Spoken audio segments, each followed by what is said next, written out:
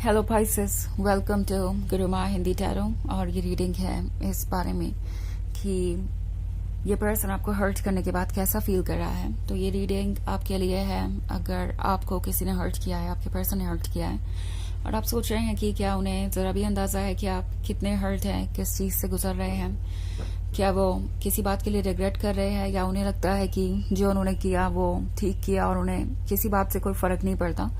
तो चलिए आगे बढ़ते हैं और देखते हैं क्या मैसेजेस हैं वो आपको हर्ट करने के बाद कैसा फील कर रहे हैं exactly.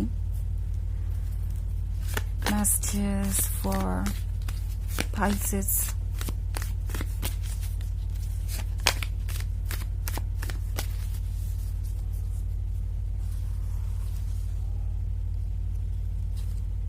The Tower, Queen of Cups, the Hierophant, Knight of Pentacles and Judgment.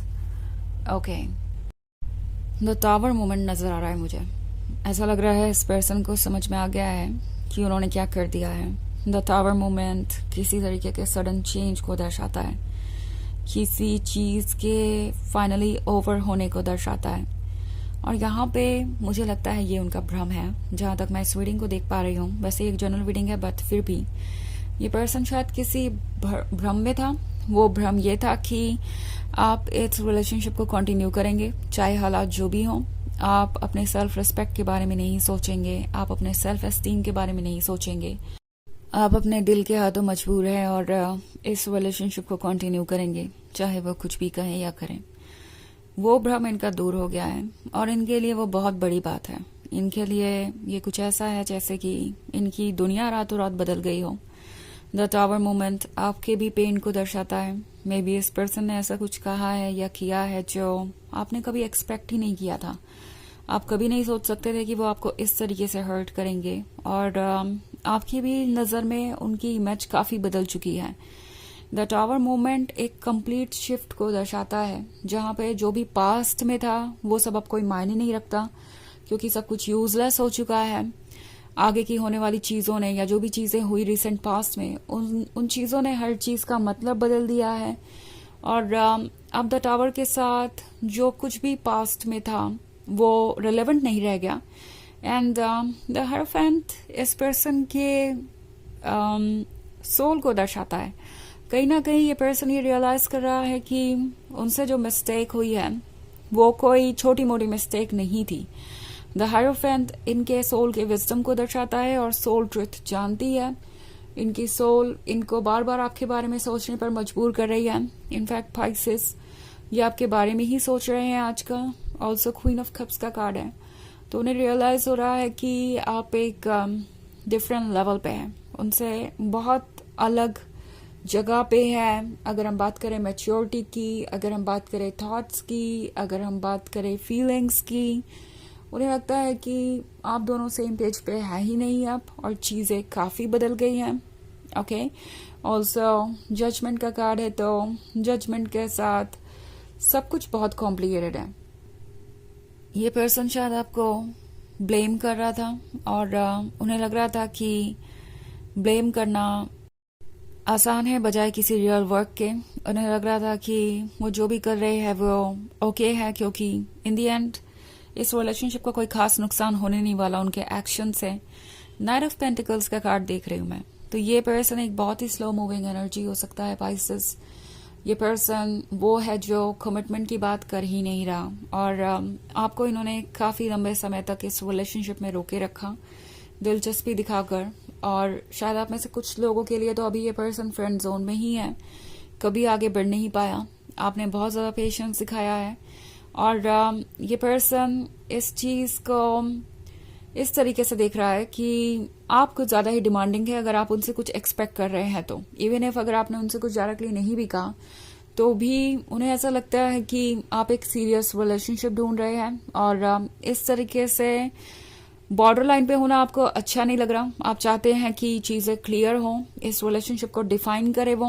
Okay, और या तो इसे नेक्स्ट लेवल पे ले जाएं। अगर आप फ्रेंडशिप और रिलेशनशिप के बीच में है तो वो फाइनली ये क्लियर करे कि वो क्या एक्सपेक्ट करते हैं। ये पर्सन उन लोगों में से है जो इस डाउट को बनाए रखना चाहता था, लाइक बेनिफिट ऑफ डाउट लेना चाहते थे वो। उन्हें लग रहा था कि अगर वो इस तरह से आपको कंफ्यूज रखेंगे तो उनका आना और जाना आसान हो जाएगा। इवन इफ अगर वो आपको हर्ट करते हैं तो भी आप चीज़ों को लेकर उनको ब्लेम नहीं कर सकते, जज नहीं कर सकते, बिकॉज उनके पास हमेशा एक रिप्लाई होगा कि ओह मैंने तो कभी इस तरीके से सोचा ही नहीं, मुझे तो पता ही नहीं था कि आप ये एक्सपेक्ट कर रहे हैं, मुझे तो पता ही नहीं था कि आप इस रिलेशनशिप को ऐसे देखते हैं। सो एक तरीके का माइंड गेम चल रहा था और अब उन्हें नजर आ रहा है पाइसेस कि आप इस माइंड गेम में इंटरेस्टेड नहीं हैं। इनफैक्ट द टावर के साथ उन्हें लगता है कि आपने डिस्कवर कर लिया है कि वो कौन है और उनके मन में क्या चल रहा है। आप इस रिलेशनशिप को अब इस तरीके से आगे ले जाने में बिल्कुल भी इंटरेस्टेड नहीं है। इनफैक्ट उन्हें पता है कि आप इस रिलेशनशिप को शायद आप चूज ही नहीं करेंगे, चाहे सिचुएशन कोई भी हो। सो उन्हें किसी बात का पछतावा है। उन्हें समझ में आ रहा है कि एक्चुअली उन्होंने चीज़ों को काफ़ी थियोटिक बना दिया है, मेस्टअप बना दिया है और सिचुएशन बहुत टफ हो गई है। हालांकि ये एक जनरल रीडिंग है, सो ये सबसे रेजोनेट नहीं करेगी। एनर्जी रिवर्स हो सकती है अगर आप क्रॉस वॉचर हैं। इसके अलावा अगर आप पिछले वीक की रीडिंग देखना चाहें या ईयरली रीडिंग देखना चाहें 2025 की, तो उसका लिंक भी आपको डिस्क्रिप्शन बॉक्स में मिल जाएगा हमेशा की तरह। तो चलिए आगे बढ़ते हैं और देखते हैं और क्या मैसेजेस है आपके लिए। मैसेजेस फॉर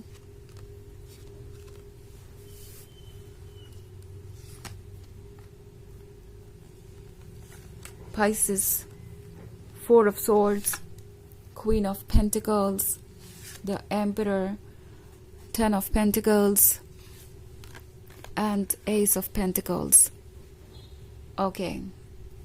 So हमारे पास है Queen of Pentacles. उन्हें दिखाई दे रहा है कि आप काफी प्रैक्टिकल हो चुके हैं। उन्हें पता है कि जिस सिचुएशन में उन्होंने आपको छोड़ा, फोर ऑफ सॉर्ड्स के साथ इतना हर्ट करके बिल्कुल अकेले, उस सिचुएशन से आप काफी आगे आ चुके हैं। वो सिचुएशन आपकी मदद कर रही है सब कुछ एनालाइज करने में। ओके, ये जो अकेलापन है इसमें आप क्लियरली सोच पा रहे हैं, आप अपने ऊपर वर्क कर पा रहे हैं और उन्हें लगता है कि आपको आपके अंदर की क्वीन ऑफ पेंटिकल्स एक बार फिर से मिल गई है। वो प्रैक्टिकल पर्सन फिर से एक बार एक्टिव हो गया है और अब द एम्परर को लगता है कि उनका कंट्रोल वैसे भी किसी चीज पे नहीं रहने वाला, क्योंकि क्वीन ऑफ पेंटिकल्स जानती है कि उसके लिए क्या ठीक है, उसके अपने थॉट्स और आइडियाज हैं। एस ऑफ पेंटिकल्स का कार्ड है। सो उन्हें रियलाइज हो रहा है कि आपने उन्हें क्या कुछ ऑफर किया था और एस ऑफ पेंटिकल्स के बाद 10 ऑफ पेंटिकल्स भी है। सो उन्हें पता है कि आपके साथ एक परफेक्ट फ्यूचर वो अचीव कर सकते थे, आपके साथ उनके सारे सपने पूरे हो सकते थे, आप दोनों काफी कुछ साथ में एक्सपीरियंस कर सकते थे, बट उनकी इस मिस्टेक की वजह से आज आप इस पॉइंट पे हैं और उन्हें ये भी रियलाइज हो रहा है कि इसमें अगर किसी का लॉस हुआ है तो वो वही है। उन्होंने ही बहुत कुछ लूज कर दिया इस प्रोसेस में और ये पर्सन डेफिनेटली रिग्रेट कर रहा है। ओके, बहुत सारे पेंटिकल्स है आपके रीडिंग में। सो प्रोबेबली आप एक अर्थ साइन से डील कर रहे हैं। वैसे ये इतना जरूरी नहीं है, ये कोई प्रैक्टिकल पर्सन भी हो सकता है जो अपने मूड्स और अपने आइडियाज के अकॉर्डिंग, अपने कन्वीनियंस के अकॉर्डिंग अपना बिहेवियर चेंज करता रहता है। तो चलिए देखते हैं कि आपके लिए ऑरेकल मैसेज क्या है।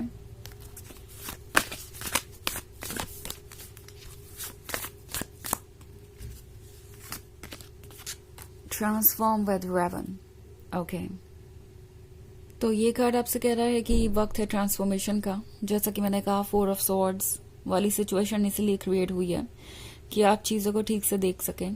ओके, इस पर्सन ने आपको हर्ट किया है तो वो बेवजह हर्ट नहीं किया है, मतलब आपने कोई वजह नहीं दी है। वजह यह है कि ये उनका बिहेवियर है, ये उनका डार्क साइड है, जिससे आपको अच्छी तरीके से इन्फॉर्म्ड होना चाहिए और उसके अकॉर्डिंग ही आपको फैसले लेने चाहिए।